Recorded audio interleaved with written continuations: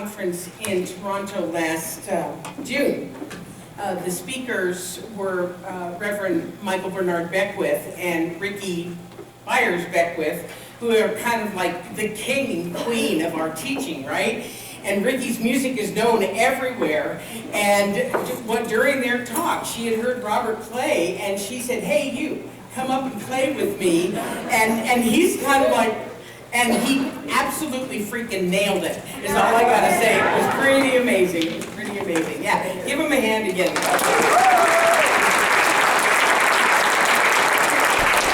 So in case you couldn't tell, I'm kind of excited today. I'm excited because we're starting a 7-week series based on this book called Thou Shalt Not Suffer, 7 Steps to a Life of Joy. It was written by a colleague of mine, Mark Anthony Lord, who used to be in Chicago. In addition to that, we've been talking for several weeks about the Sacred Circle starting, and they're starting this week. So what's going to be happening, we have 5 groups, and each week, these groups are going to be gathering in homes or at the center, and they're going to be discussing what we talked about on Sunday, and they're going to be discussing different aspects of the book. Now, of course, you don't have to be in a sacred circle in order to get a benefit from the talks, hopefully. And you don't have to hear every one of the talks in order to be part of the sacred circles. They're meant to complement one another, but they are standalone events. Does that make sense? You understand what I'm saying there? So, as the tagline of this book implies, each chapter is designed to be a building block or a step to building a life of joy. And the first chapter is Get a New God. Not provocative at all, is it? So, as I was preparing this talk, and I had to laugh at the fact that I thought that I could cover a topic like this in a 20-minute talk. You know, what was I thinking?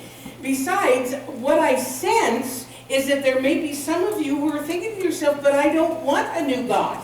I like the one I have. And I understand that, absolutely. So what I'm going to attempt to do today instead is to present some ideas about why it might be beneficial to expand your concept of what God might be, who God might be, so that it fits who you are now, as opposed to who you were when you first developed your concept or your idea of God. Mark Anthony uses a really excellent analogy in the book that describes this. He says, imagine a 3-year-old boy riding a tricycle, happy and free as he whips down the highway. Okay, you got it? Got it in your mind? Okay? And now see that same boy at age 7. And he's bigger and he's stronger, but he's still riding the same tricycle. He looks awkward and uncomfortable. He's all knees and elbows jutting out, and he hasn't completely outgrown the trike yet, so he can still get around. Now see him at age 14. He's much too big for the tricycle, but he's still riding it. He actually looks kind of ridiculous, but he insists that this is the bike for him. Now let's take it one more step. The boy is now a 32-year-old man, and he's still riding the same tricycle. At this point, you would consider him to be a little bit not all there, right? He goes on to talk about how people are still holding on to those old concepts of God. They're clinging to those old ideas even though they have clearly outgrown them. They remain attached to the, forgive me for saying this, the fairy tale of an external God out there somewhere that rewards and punishes according to whim and fancy. Or else, as they've grown into adulthood, the old God doesn't work for them anymore. So rather than find a newer, more acceptable concept of God that fits who they are now, they throw away the whole idea. Anybody relate to that? Yeah. Yeah, me too. When I was a teenager, I was really involved in the youth group at my church, and I was really happy with the guy up in the sky, God, and his kid, Jesus. You know, like them. But then I started questioning things, like how could a loving God say that only people who accepted Jesus as their personal Savior were going to go to heaven? What about the people in the deepest, darkest Africa? That was always my phrase. What about the people in deepest, darkest Africa who'd never heard of Jesus? They're not going to get into heaven even though they're good people? You know how when you're that age, when you start questioning things, right? So I went to my pastor and I asked him about it. And you know what he said to me? He told me to have faith because it was God's will. Of course, being a questioning person, even at that age, it didn't make sense to me. So I ended up leaving the church, and I left my religion, and I left my old idea of God. And for years, I had this emptiness inside of me that I tried to fill with drugs and alcohol and wild behavior. Yeah. I didn't realize it until many years later, but what was happening for me was that I was really yearning for some kind of a spiritual connection. I was really yearning for a relationship with something that was greater than myself. But the old God idea wasn't working for me, and I didn't know that there was another way.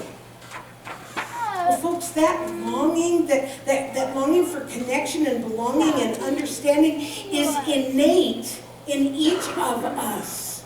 We need it. We need to feel connected and part of something universal than just our everyday lives. So when that connection was missing for me, I call it my wild years. I call it the dark times, the dark ages.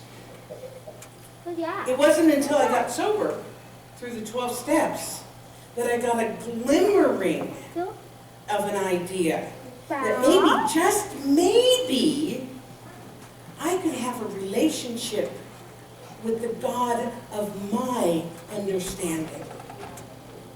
So slowly but surely, I gave up that tricycle belief, and I got onto a two-wheeler that suited me much better.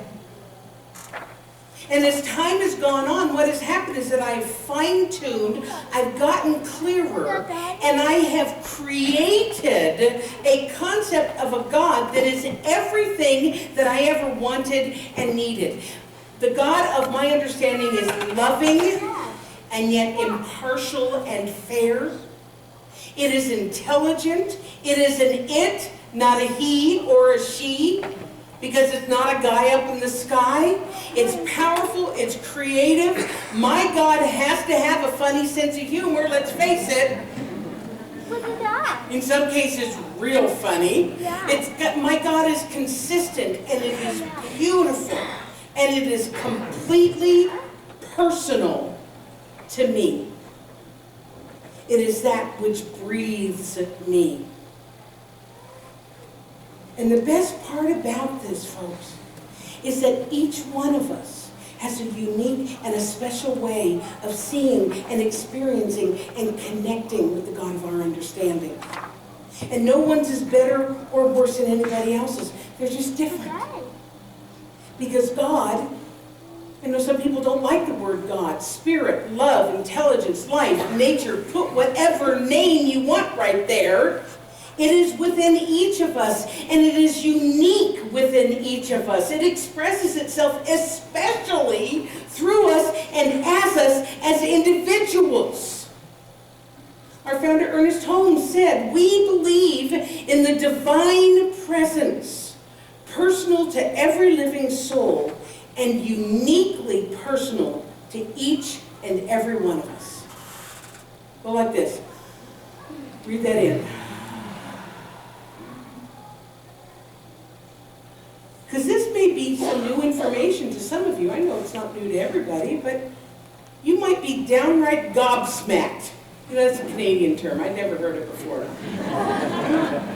You might be gobsmacked to think that you can create a God that makes sense for you. But here's where it gets kind of really provocative, folks.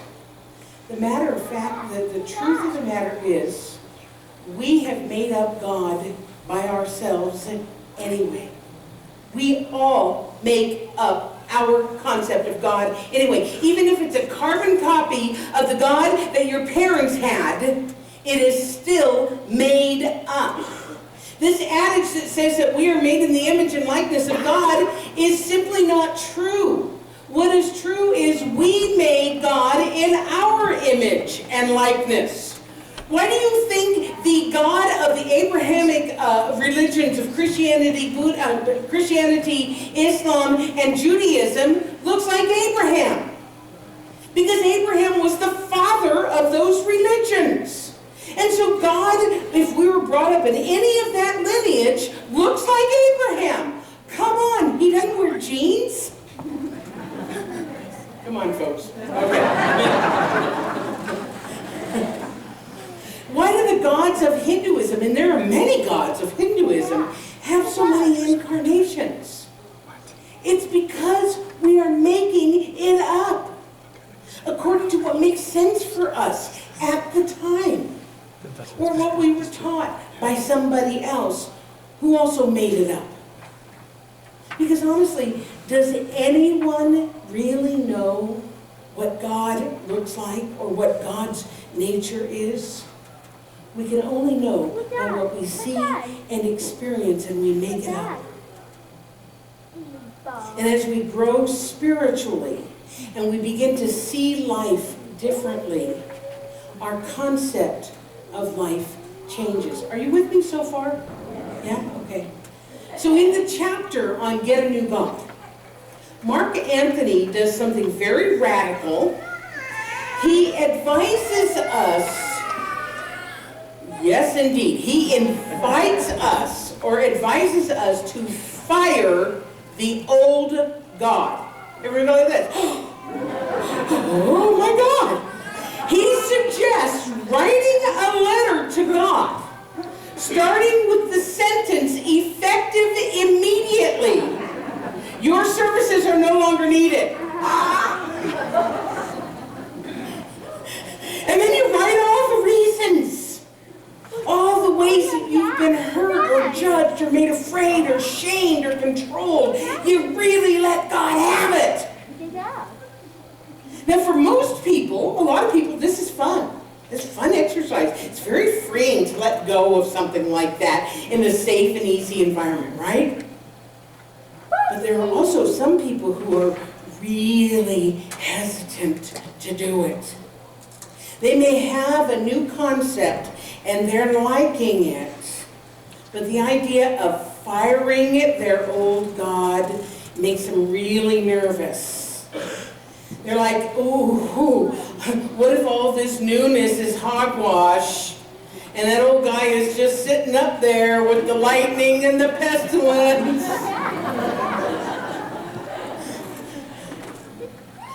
So if that describes you, ask yourself why you would want a God that is waiting to punish and hurt you. Doesn't that guy deserve his walking papers? Yeah. Can I get an amen to that? Yeah. So after we've written this letter, Mark Anthony encourages us to find a trusted friend or a family member, probably not a family member who's still in the old way of being. Find a practitioner, okay, there you go, and share your letter with them. There's something very liberating about having someone witness a transformation or a release like that. And then after you've done it, this is really fun. He suggests writing a personal and unique God for hire advertisement, describing the one you've been looking for, kind of like a dating ad, it sounds like to me. Okay, come on. All right, I got for hire. Because here's the beauty of this, folks. If we're making it up, then you can ask for and receive what you need, what you want in your higher power. Because we're making it up. God is going to show up in our life according to our beliefs and how we see the world. So we may as well ask for what we want. So here's an example of what he says. He says, absolutely every person is individually wired to know God in a way nobody else will. The more you understand this, the more it becomes vitally important for you to take the time to deeply know your God, the God of your being. In fact, no one can be more of an expert in your God than you. Yeah! Because the bottom line is, this thing is simply too vast. It is too huge. It is too everything to be just one religion, or 5 religions, or 10 religions. It is the entire universe. It is everything. It doesn't fit into just one explanation. So it doesn't make sense, at least it doesn't make sense to me, that because God, it is all there is, that it wouldn't want to know itself and express itself as us individually, as Pramila, as Sam, as Mara, as anybody. They're the only ones that I can see. The light's really bright.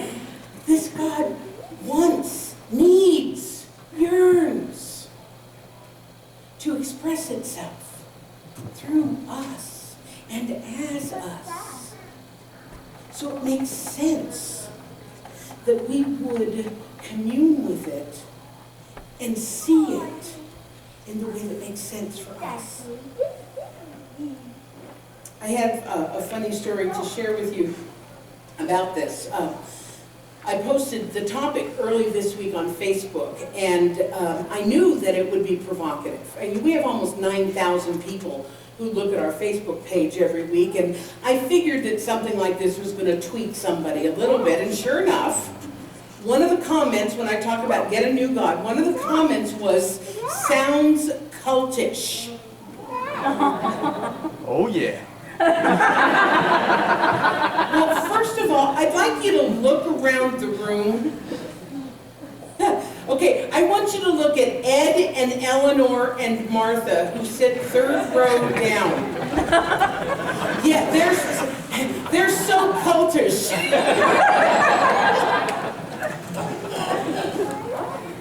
But I felt like I needed to respond to this person.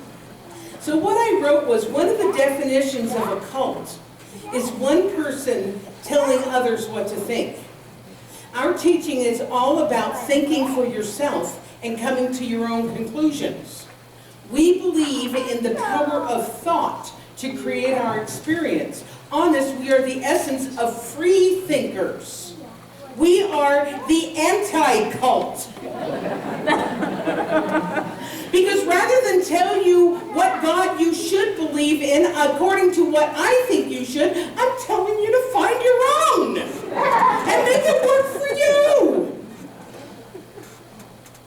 Which brings us back to our God for Hire advertisement. As Mark Anthony puts it, this is where you get to create the God that is perfect for you. The God that knows you. That knows your wishes and your desires and your needs. The God that loves what you love. That wants to experience and have what you love. He says, create a God that loves to make love, eat chocolate, drive fast cars, surf, help others, paint, sing, dance. Because in doing so, you are fulfilling God's will for you. because God experiences life through you and as you. When I was new to this teaching a long time ago, I had read a particular passage in the Science of Mind text that absolutely blew me away. I can tell you it's page 269 of the text. I mean, it's forever in my mind, right, this. And it says, oh, I have it up here. We should interpret the will of God to be everything that expresses life without hurt. Anything that will enable us to express greater life, greater happiness, greater power, so long as it does not harm anyone, must be the will of God for us.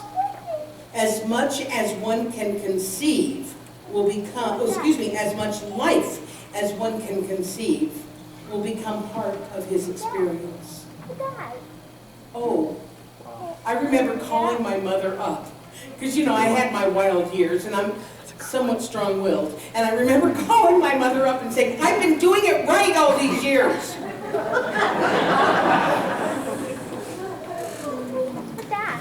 So when your God for Hire advertisement, list the things that you love to do. The things that make you feel wonderful. The things that cause you to come alive. Because if it causes you to come alive, it's already God in you being expressed. As Mark Anthony says, when you feel good, you are feeling God. So after you've written your advertisement and you've hired your new God, then it's really important to build a relationship with it. Spend time getting to know it, commune with it, talk to it, make it welcome in your life. For instance, if imagining God as a dear friend feels right for you, then make that friend feel welcome. If a loving, nurturing parent figure works for you, then do that. If God is represented by nature for you, then spend time communing with nature. If you picture God as I do, as this stream of energy that just is flowing through me and expressing through me, then by all means allow it to flow. The truth is, the image doesn't matter. The image does not matter. What matters is that you feel comfortable, loved, connected, and one with your God. And of course, I'm not saying any of this is easy. Sounds good and fun and made for a fun Sunday talk. But the truth is, it can be really challenging to let go of old ideas and beliefs, especially those that are deeply ingrained generation after generation. Those of you whose parents are of the same faith and their parents are of the same faith, and on and on and on. It takes courage. It takes willingness to release what doesn't serve any longer. But hasn't the time come for a new paradigm, a new idea, a new energy to emerge about how the universe and how it expresses in our lives? Because science and technology is proving to us every single day that the world, that indeed the universe, is much more than what we ever thought possible. So isn't it time to retire the old tricycle and jump onto a new, more modern, more reliable, and lightning fast vehicle that can take you anywhere, because it's built just for you. Many blessings, and so it is.